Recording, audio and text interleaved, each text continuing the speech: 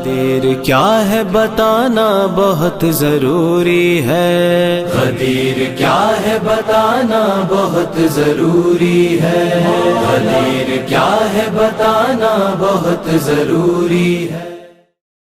لا حول ولا قوة الا باللہ العلی العظیم۔ اعوذ باللہ من الشیطان الرجیم۔ بسم اللہ الرحمن الرحیم۔ الحمد للہ رب العالمین والعاقبۃ للمتقین، الصلاۃ والسلام والتحیۃ والاکرام علی سیدنا و مولانا ابی القاسم محمد وعلی اہل بیتہ الطیبین الطاہرین ولعنۃ اللہ علی اعدائہم اجمعین، اما بعد فقد قال اللہ الحکیم فی کتابہ الکریم۔ بسم اللہ الرحمن الرحیم۔ الیوم اکملت لکم دینکم واتممت علیکم نعمتی ورضیت لکم الاسلام دینا۔ محترم معزز ناظرین سامعین، ایک بار پھر آپ حضرات کی خدمت میں عید غدیر کے حوالے سے چند اہم باتیں لے کر کے آپ حضرات کی خدمت میں حاضر ہوا ہوں، اور اس حاضری کی وجہ یہ ہے کہ سماج اور معاشرے میں عید غدیر کے سلسلے میں ایک بیداری لانے کی ضرورت ہے۔ قوم اور سماج کے ہر فرد کو غدیر کی طرف خصوصی توجہ دلانے کی ضرورت ہے۔ مرکز ولایت سے لوگوں کے دلوں کو جوڑنے کی ضرورت ہے۔ روز بروز جو ہم غدیر کے حوالے سے بے توجہ ہوتے چلے جا رہے ہیں، غدیر کو فراموش کرتے چلے جا رہے ہیں، اور غدیری ولایت سے جو ہمارا فاصلہ بڑھتا چلا جا رہا ہے، یہ فاصلہ، یہ دوری، یہ بے توجہی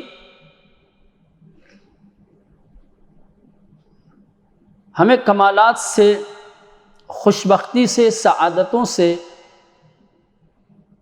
دور کرنے کا سبب اور اس کی وجہ بن سکتا ہے۔ اگر ہم یہ چاہتے ہیں کہ دنیا اور آخرت کی سعادتیں ہمیں نصیب ہوں، اگر ہم یہ چاہتے ہیں کہ ہمارے اندر کمالات انسانی پیدا ہوں، اگر ہم یہ چاہتے ہیں کہ دنیا اور آخرت دونوں جہان کی خیر و خوبیاں ہمیں نصیب ہوں، تو مرکز خیر العمل یعنی مرکز ولایت غدیر سے نزدیکی اور قربت ضروری ہے، اور ولایت غدیری سے آشنائی اور اس کی معرفت ہمارے لیے اسی طریقے سے لازم اور ضروری ہے جس طریقے سے توحید اور نبوت کی معرفت اور شناخت ہمارے لیے لازم اور ضروری ہے۔ لہذا عید غدیر کے حوالے سے جو گفتگو کا سلسلہ جاری ہے کہ غدیر کے دن، عید غدیر کے دن 18 ذی الحجہ کو ہمیں کیا کرنا چاہیے، کس طریقے سے اس عید کو ہم یادگار عید منا سکتے ہیں، کس طریقے سے ہم اپنی قوم کے ہر فرد کے ساتھ ساتھ دوسرے قوموں کے افراد کو بھی اس خصوصی عید کی طرف متوجہ کر سکتے ہیں، اور دنیا کو کس طریقے سے ہم پیغام دے سکتے ہیں، بتا سکتے ہیں کہ آج کا دن ہمارے لیے ایک منفرد دن ہے۔ آج کی عید ہماری سب سے عظیم اور سب سے بڑی عید ہے۔ عید کے حوالے سے میں نے گفتگو کی تھی اور عرض کیا تھا کہ ہم دو طریقے کی عیدیں رکھتے ہیں۔ عید دو قسم کی ہوتی ہے، ایک تشریفاتی عید اور ایک تشریعی اور دینی عید۔ تشریفاتی عید جو مختلف مناسبتوں پر ہم اور آپ مناتے ہیں، جشن کی صورت میں، بزم کی صورت میں، محفل کی صورت میں، خوشی اور مسرت کی بزم سجا کر کے،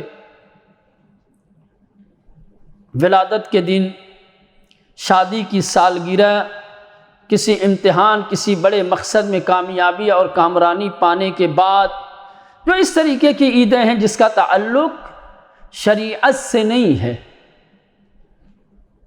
جس عید کو ہم نے معین کیا ہے، اپنے لیے منتخب کیا ہے، اور یہ آج کے دور میں، آج کے زمانے میں بہت زیادہ رائج بھی ہے۔ تشریفاتی عید کا سلسلہ، تشریفاتی عید کی طرف توجہ لوگوں کی بڑھتی جا رہی ہے، اور جو شرعی عید ہے اس کی طرف توجہ لوگوں کی گھٹتی جا رہی ہے۔ شرعی عیدوں میں 4 عیدیں ہیں، ایک عید الفطر ہے، دوسرے عید الاضحیٰ ہے، تیسرے عید جمعہ ہے، چوتھے عید غدیر ہے۔ ان چاروں عیدوں میں افضل ترین عید کا نام ہے عید غدیر۔ میں نے ایک روایت عرض کی تھی جس میں چھٹے امام نے ارشاد فرمایا کہ ان 4 عیدوں میں عید غدیر کی فضیلت اور اہمیت اسی طرح سے ہے جس طریقے سے ستاروں کے درمیان چاند کی اہمیت اور فضیلت ہے۔ ستاروں کے درمیان، ستاروں کے بیچ جو مقام، جو منزلت، جو فضیلت، جو اہمیت چاند کو حاصل ہے، اسی طریقے سے عیدوں کے درمیان عید غدیر کو سب سے زیادہ فضیلت، سب سے زیادہ اہمیت حاصل ہے۔ لیکن ان چاروں عیدوں میں سب سے زیادہ ہماری توجہ کس عید کی طرف ہے؟ بہت ساری روایتیں ہیں عید غدیر کے حوالے سے، اس کی فضیلت کے سلسلے میں، اس کی افضلیت کے بارے میں، لیکن میں ادھر نہیں جانا چاہتا۔ ایک تقابل کرنا چاہتا ہوں اور اس سے ایک نتیجہ اخذ کرنا چاہتا ہوں، ذہنوں کو بیدار کرنا چاہتا ہوں، اور سماج اور معاشرے کے تمام افراد کے اندر ایک تبدیلی، ایک تحرک ایجاد کرنا چاہتا ہوں۔ عید الفطر ہو یا عید اضحیٰ، ان عیدوں کی طرف ہماری کتنی توجہ ہوتی ہے؟ بلکہ تشریفاتی عید کو بھی جوڑ دوں اس کے ساتھ تو ان تمام عیدوں میں، چاہے وہ تشریفاتی ہماری انتخاب کی ہوئی، معین کی ہوئی عیدیں ہوں، یا شریعت کی طرف سے منتخب اور معین کی گئی عیدیں ہوں، ان تمام عیدوں میں ہر عید کی طرف ہماری خصوصی توجہ ہے، اور ہر عید کو ہم خوبصورتی کے ساتھ، بہترین انداز میں، بہترین طریقے سے یادگار بنانے کی کوشش کرتے ہیں، اور اس عید پہ اپنی حیثیت اور اپنی استطاعت کے اعتبار سے بہترین انتظام اور اہتمام کرتے ہیں ہر چیز کا۔ ایک عید منانے کے لیے مسرتوں اور خوشیوں کو حاصل کرنے کے لیے، کسب کرنے کے لیے جن چیزوں کی ضرورت ہے، ہم ان تمام چیزوں کو بنحو احسن فراہم کرتے ہیں، اس کا اہتمام کرتے ہیں، اور پھر اس عید کو مناتے ہیں۔ تشریفاتی عید کو چھوڑ لیجئے، عید فطر اور عید اضحیٰ۔ عید فطر ہم کم از کم 3 دن، زیادہ سے زیادہ 10 دن اور 10 دن سے زائد بھی مناتے، علاقے فرق کرتے ہیں، الگ الگ جگہوں پر، الگ الگ منطقے میں، الگ الگ شہروں میں، الگ الگ ملکوں میں الگ الگ طریقے سے منائی جاتی ہے، کہیں 2 دن، کہیں 4 دن، کہیں 8 دن، کہیں 10 دن۔ اسی طریقے سے عید الاضحیٰ کم از کم 3 دن منائی جاتی ہے۔ تو عید فطر اور عید اضحیٰ کہ جو عید غدیر سے مرتبے میں، رتبے میں، اہمیت میں، فضیلت میں کمتر ہے، اسے تو ہم 3 دن منائیں، 10 دن منائیں، اس کے لیے 3 دنوں تک اظہار مسرت کریں، جشن کا اہتمام کریں، دید بازدید کا، عزیز و اقارب سے ملاقات کا، ملنے جلنے کا، دعوتوں کا ایک سلسلہ ہو، ایک ہفتے تک، 10 دنوں تک۔ اور جو عید سب سے افضل عید ہے، جو عید سب سے برتر عید ہے، جو اللہ کی عظیم عید ہے، جو آل محمد کی سب سے بڑی عید ہے، وہ عید ایک دن میں ختم ہو جائے، اور وہ بھی کس طریقے سے؟ شب عید ایک چھوٹے سے جشن کا اہتمام کر کے، چند قصیدہ خوان مدح خوان کو مدعو کر کے، یا یوں ہی جو وطن کے ہوں چند افراد مدح سرائی کر لیں، قصیدہ خوانی کر لیں، ایک چھوٹی سی محفل ہو جائے، ایک جشن مسرت ہو جائے، اور ایک معمولی سا تبرک بانٹ دیا جائے، اور عید غدیر تمام۔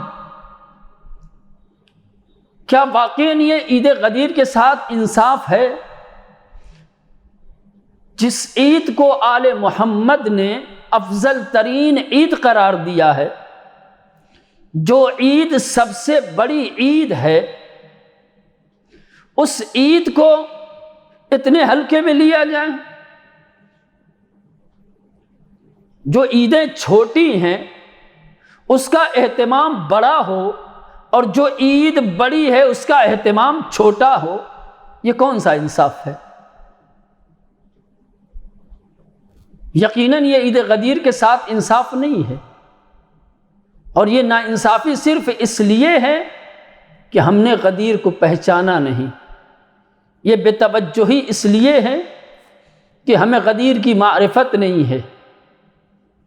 اگر غدیر کی معرفت ہوتی، اگر غدیر کو ہم نے صحیح طریقے سے پہچانا ہوتا، تو یقیناً اس عید کو دوسری عیدوں سے بہتر طریقے سے مناتے۔ جہاں ہم دوسری عیدیں 4 دن، 5 دن، 1 ہفتہ مناتے ہیں، اس عید کو اس سے زیادہ 10 دن، 15 دن مناتے، اور حق بھی یہی ہے۔ تو اگر ہم یہ چاہتے ہیں کہ عید غدیر کے ساتھ انصاف ہو، اگر واقعاً ہم غدیر سے وابستہ ہیں، اگر واقعاً ہم ولایت غدیر سے مودت اور محبت رکھتے ہیں، اور ہمیں غدیری ولایت پر فخر اور ناز ہے، تو پھر ہمیں اپنا انداز بدلنا پڑے گا، ہمیں اپنا طریقہ بدلنا پڑے گا، عید منانے کا سلیقہ بدلنا پڑے گا۔ عید غدیر اگر افضل ترین عید ہے تو تمام عیدوں سے بہتر طریقے سے اس عید کو منانے کی ضرورت ہے۔ اگر ہم نے عید غدیر کو دوسری عیدوں کے مقابلے میں اس کی بنسبت بہتر طریقے سے، اچھے انداز میں منایا، تو واقعاً ہم نے غدیر کے ساتھ انصاف کیا ہے، واقعاً ہم غدیری ہیں، واقعاً ہم غدیری ولایت پر فخر و ناز کرنے کے قابل ہیں۔ وإلا اگر دوسری چھوٹی عیدوں کو عید غدیر سے زیادہ ترجیح اور اہمیت دے کر کے، اور عید غدیر کو سبک اور ہلکا سمجھ کر کے ہم گزر جاتے ہیں، تو ہمارے یہ عمل ہمارے اوپر سوال بن کر کے، اعتراض کی شکل میں ہم سے پوچھے گا کہ تمہیں تو ولایت غدیر پہ ناز تھا، تم تو ولایت غدیر پہ فخر کرتے تھے، تم تو غدیر کو افضل ترین عید بتاتے تھے، تم تو غدیر کو آل محمد کی سب سے بڑی عید سمجھتے تھے، اور اپنے آپ کو آل محمد کا خادم، نوکر، ان کا محب، ان کا چاہنے والا کہتے تھے، سمجھتے تھے۔ تو تم نے آل محمد کی سب سے بڑی عید میں کیا کیا؟ تم نے کتنی توجہ دی، کتنا اہتمام کیا؟ یقیناً ہمارا نظریہ بدلنے کی ضرورت ہے، ہمیں اپنی سوچ بدلنے کی ضرورت ہے۔ اس عید کو تمام عیدوں سے زیادہ ترجیح دینے کی ضرورت ہے۔ البتہ اس کو ترجیح حاصل ہے، اس کو فضیلت حاصل ہے، ہم اس عید کو فضیلت نہیں دے سکتے۔ اگر اس عید کی فضیلت کو ہم نے سمجھ لیا تو ہماری فضیلت میں اضافہ ہوگا۔ اس عید کو منانے کا جو حق ہے اگر اس طریقے سے ہم نے منا لیا تو اس عید کی وجہ سے ہمارے شرف میں، ہمارے مقام میں، ہماری عزت میں، ہماری تکریم میں اضافہ ہونے والا ہے۔ غدیر کرامت انسانی اور شرافت انسانی تقسیم کرتی ہے۔ جو شخص انسانی کمالات اپنے وجود کے اندر پیدا کرنا چاہتا ہے تو اس کے لیے لازم ہے کہ اس مرکز ولایت سے زیادہ متمسک ہو، نزدیک ہو، اس کے قریب آئے اور اس کی حقیقت سے آگاہی اور آشنائی حاصل کرے۔ اگر ایسا کر لیا تو انسان دنیا اور آخرت دونوں جہان میں سرخرو ہے۔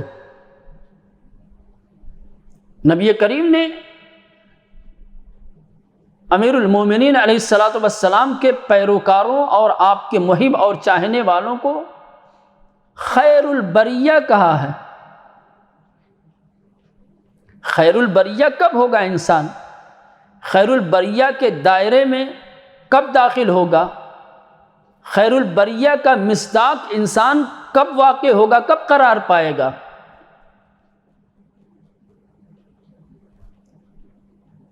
جب مرکز ولایت کے دائرے میں آئے گا۔ خیر البریہ بننے کے لیے، خیر البریہ کا مصداق بننے کے لیے، خیر البریہ کے دائرے میں آنے کے لیے غدیر کے دائرے میں آنا ضروری ہے، ولایت غدیری کے دائرے میں آنا ضروری ہے، امامت غدیری سے تمسک ضروری ہے۔ تب انسان خیر البریہ کا مصداق واقع ہوگا، تب انسانی کمالات انسان کے اندر پیدا ہوں گے، تب انسان کی شرافتوں میں اضافہ ہوگا اور پھر وہ منزل آئے گی کہ یہی انسان فرشتوں سے افضل اور برتر قرار پائے گا۔